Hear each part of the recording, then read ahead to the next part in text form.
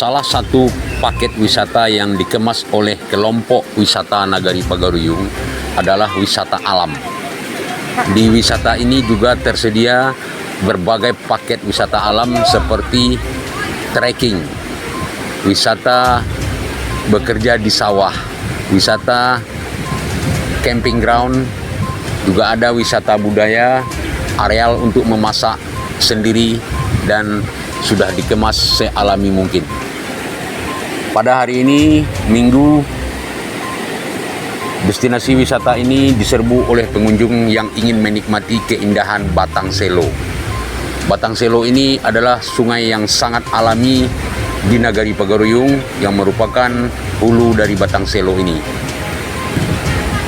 Pengunjung juga bisa menikmati mandi berenang dan juga bisa mandi dengan menggunakan berbagai peralatan yang disediakan oleh pengelola. Paket wisata yang berbiaya murah namun menarik ini juga menyajikan atraksi kesenian tradisional seperti randai, silat, debus, dan lain-lain.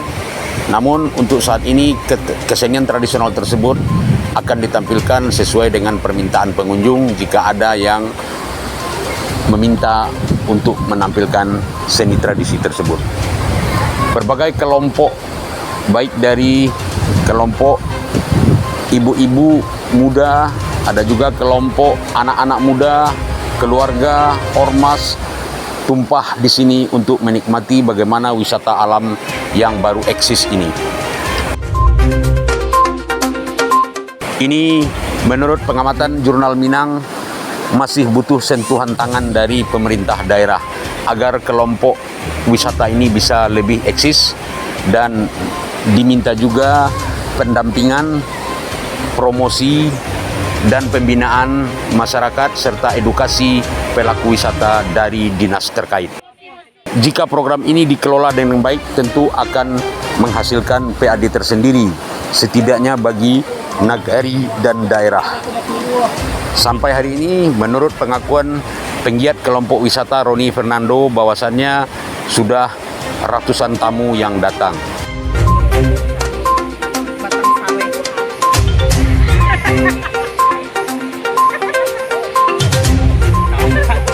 Kami baru berjalan seadanya, namun sudah menarik perhatian pengunjung.